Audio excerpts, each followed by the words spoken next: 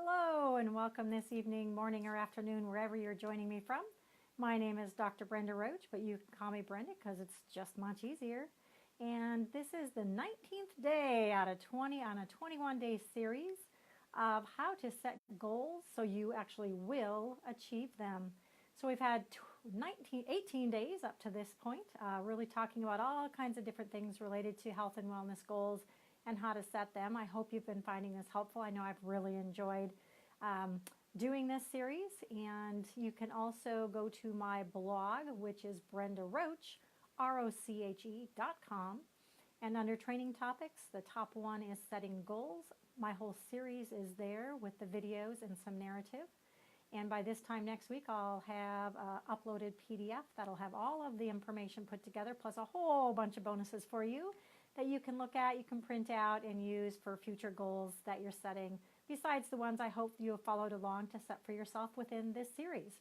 And so, again, if you find this helpful, give me some thumbs up. Let me know where you're coming from. If you're tuning in by replay, hashtag replay down below. Again, let me know where you're tuning in from so I can give a shout out to you as well. So tonight I'm really talking about objectives. So on the 18th day, I talked about goals being the what. Well, today I'm talking about objectives, and the objectives really are the how. So how do you do it? So how do you obtain the goals that you wrote down for yourself? And hopefully you've been following this series along and have written some down for yourself and utilized the different information that I've been giving you.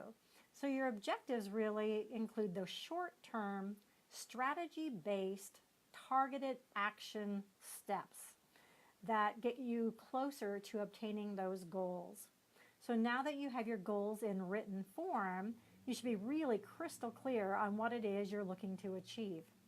So now it's time to kind of work backwards in kind of a reverse engineer process.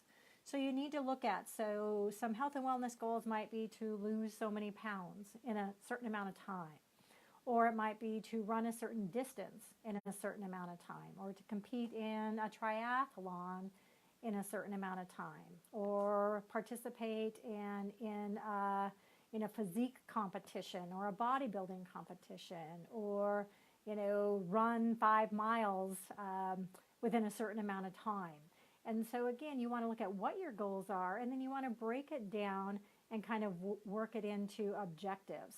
So for instance, if you want to lose so many pounds in a certain amount of period of time, so say you want to lose, in the next 2 weeks, you want to lose 5 pounds. Maybe you have some big event coming up and you want to just, you have those last 5 pounds that you just want to kind of shred and get rid of and release those. Well, that's about 2.5 pounds per week if you're doing it over 2 weeks. So what do you need to do to look at that? Well, we all know that in order to lose weight, we need to put less calories in our system than we burn in energy. And so you need to look at those steps and figure out, in order to lose that much weight, it's a little bit of math, but it really isn't all that complex. And so figuring out what it is you're going to do and come up with the one goal, so we're just using an example of losing 5 pounds in the next 2 weeks. So you need to come up with 3 to 5 objectives on what you can do in order to achieve that goal. So it could be, that you are going to exercise, 30 minutes every day, and write down very specifically what that is for each time you're going to exercise and when you're going to do it. So be very specific on that objective. What are you going to do around your food intake? So being very specific, coming up with an objective around that. What are you going to do around sleep? Because sleep is an important factor in regards to our body shedding and releasing weight. So if this is making sense, let me know. Give me some thumbs up. As well as at the end of this, if you think this is helpful for somebody else, feel free to share it as well. And so again, when we look at our objective, we want to look at what our goal is and what are then the 3 to 5 specific objectives, things that you can do that are measurable and that are attainable, are realistic, and that you can do in order to achieve that particular goal. It gives you your roadmap so that you kind of know how you're going to get to your end point.